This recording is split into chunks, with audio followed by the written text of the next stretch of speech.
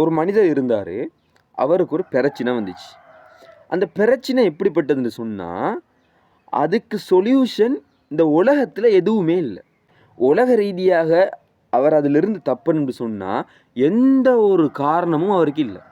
இப்போ உதாரணமாக ஒரு ஆள் ஒரு கேன்சர் வந்துட்டு, அல்லது உலகத்தில் தீர்க்க முடியாத ஒரு வருத்தம் வந்துட்டு, டாக்டர்லாம் சொல்கிறாங்க இதுக்கு இன்னும் மருந்து கண்டுபிடிக்கப்படலை, உங்களுக்கு சொல்யூஷனே இல்லை, உங்களுக்கு இதுக்கு தீர்வே இல்லை, மரணம் மட்டும்தான் தீர்வுன்னு சொல்கிறாங்க.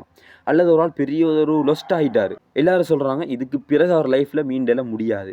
இன்னொரு ஆள் ஒரு பெரிய முக்கியமான எக்ஸாமில் ஃபெயிலியர் ஆகிட்டார், அல்லது வாழ்க்கையில் முக்கியமான உறவை பிரிஞ்சிட்டார், ஏதோ ஒன்று நடந்துட்டு இதுக்கு பிறகு உங்களோட லைஃப்பில் நீங்கள் எழும்ப முடியாது, நீங்கள் தோல்வி அடைஞ்சிட்டீங்க, உங்களுக்கு வெற்றிங்கப்பட்டதே இல்லை, உலக ரீதியாக உங்களை காப்பாற்றணும்னு சொன்னால் ஒரு 0.0001% கூட சான்ஸ் இல்லை, 100% நீங்கள் தோல்வி அப்படிங்கிற ஒரு நிலைமையை இந்த உலகத்தில் ஒரு ஆள் அடைவார் தானே.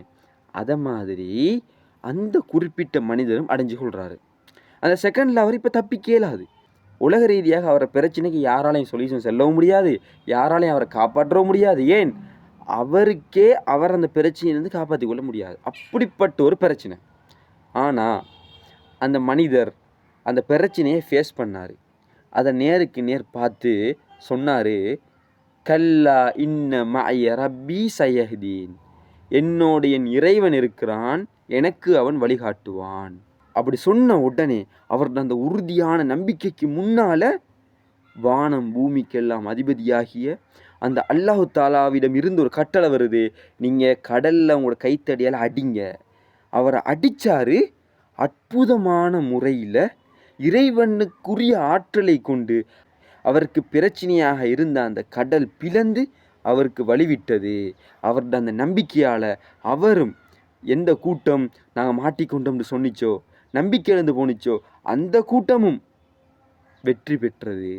அந்த பிரச்சனையிலிருந்து அவங்களுக்கு சொல்யூஷன் கிடைத்தது. உங்களுக்கு எல்லாருக்கும் தெரியும், அவர்தான் மூசா அலைஹிஸ்ஸலாம். ஒரு கொடுங்கோல் மன்னன் அவரை கொல்றதுக்கு துரத்தி கொண்டு வாரான்.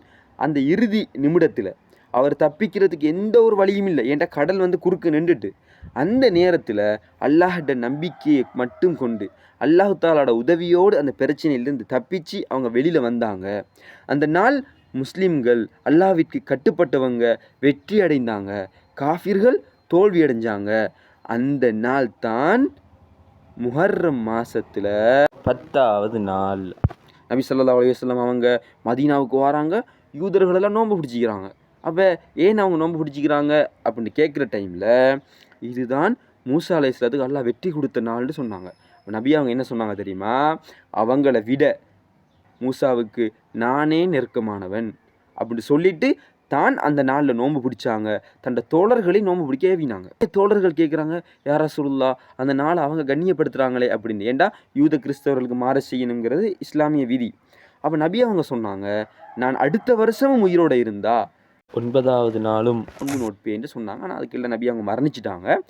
ஆனால் முஸ்லீம்களாகி நாங்கள் என்ன செய்யணும், 9வது நாள் நோன்பு பிடிக்கிறது சுன்னத், அதோட 10வது நாளும் பிடிக்கிறதும் எங்களுக்கு சுன்னத்தாக இருக்குது. இந்த நாள் நோன்பு நோற்றா என்ன, நபி அவங்க சொன்னாங்க, முந்திய ஒரு வருடத்தின் பாவங்கள் மன்னிக்கப்படும் என நான் எதிர்பார்க்கிறேன் அப்படின்னு சொன்னாங்க. அப்போ அறிஞர்கள் சொல்கிறாங்க, எங்களோட சிறு பாவங்கள் எல்லாமே மன்னிக்கப்படும், பெரும்பாவத்துக்கு கட்டாயம் நாங்கள் தௌபா செய்யணும். எனவே இந்த ஆஷுரா நோன்புங்கிறது மிக முக்கியமான ஒரு நோன்பு. அப்பாஸ் அலி என்ன சொல்கிறாங்க தெரியுமா, நபி அவங்க இந்த ரமதான் மாதத்துக்கு பிறகு முஹர்ரம் மாதத்தில் அதிகமாக நோன்பு பிடிப்பாங்க.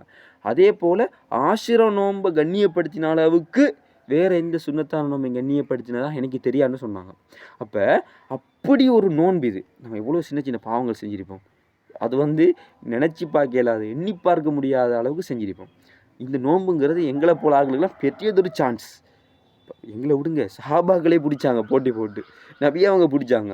எனவே நாங்கள்லாம் கட்டாயம் பிடிக்க வேண்டிய ஒரு நிலைமையில் இருக்கிறோம். எனவே இன்ஷா அல்லாஹ் முஹர்ரம் மாதம் 9ஆம் நாள் நான் நினைக்கிறேன், இன்றைக்கு நான் வீடியோ போடுறேன், நாளைக்கு இலங்கை பிறையின்படி 9வது நாள்.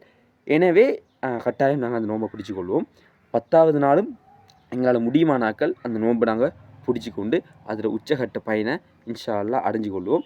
எனவே அன்பான சகோதர சகோதரிகளே, இன்ஷா அல்லாஹ் அல்லாஹ் தாலா அந்த நோன்பு பிடிக்கிற பாக்கியத்தை, அந்த தௌஃபீக்கை எனக்கும் உங்களுக்கும் தரணும்னு சொல்லி நான் துஆ செஞ்சு கொள்கிறேன். அதோட இந்த வீடியோவை எல்லாருக்கும் ஷேர் பண்ணுங்கள். யார் ஒரு ஆள் ஒரு நன்மையை பிறருக்கு காட்டி கொடுக்குறாங்களோ, அந்த காட்டி கொடுத்ததால மற்றவங்க அந்த நன்மையை செய்வாங்க தானே. இப்போ நான் நோன்பு பிடிக்க சொல்கிறேன். இப்போ நீங்கள் எல்லாரும் இதை பார்த்துட்டு நிறைய பேர் நோன்பு பிடிப்பீங்க. பிடிச்சிங்கண்டா உங்களுக்கு நன்மை கிடைக்கும். ஆனால் உங்களுக்கு அதை ஞாபகப்படுத்துறதுக்காக எனக்கும் நன்மை கிடைக்கும்.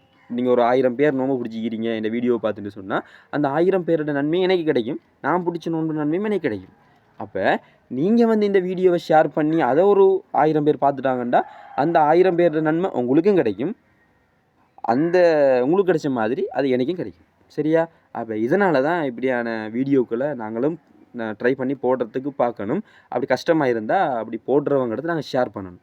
இன்ஷா அல்லாஹ் அப்படி ஷேர் பண்ணுங்கள். நபி ஸல்லல்லாஹு அலைஹி வஸல்லம் அவங்களை நேசிக்கிறவங்க இந்த வீடியோவுக்கு கொமாண்டில் அவங்களுக்கு ஸலவாத் சொல்லி போடுங்க. ஏன் அப்படின்னா, நீங்கள் அதிகமாக கொமாண்ட் பண்ணிங்கன்னா இந்த வீடியோ நிறைய பேருக்கு போய் சேரும். நபி ஸல்லல்லாஹு அலைஹி வஸல்லம் அவங்களுக்கு ஸலவாத் சொல்லி உங்களுக்கு நன்மை கிடைச்ச மாதிரியும் போயிடும். இந்த வீடியோ அதிகமானவர்களுக்கு ஷேர் ஆகிறதுக்கு நீங்கள் கொமாண்ட் பண்ணதும் ஒரு காரணமாகிடும். நீங்கள் உண்மையிலேயே ஷேர் பண்ணிங்கன்னா அதுவும் நிறைய பேருக்கு போயிடும். எனவே ஒரு செகண்டில் நாங்கள் கோடிக்கணக்கான நன்மைகளை அடைய போகிறோம் இன்ஷா அல்லாஹ். அஸ்ஸலாமு அலைக்கும் வரஹ்மத்துல்லாஹி வபரகாத்துஹு.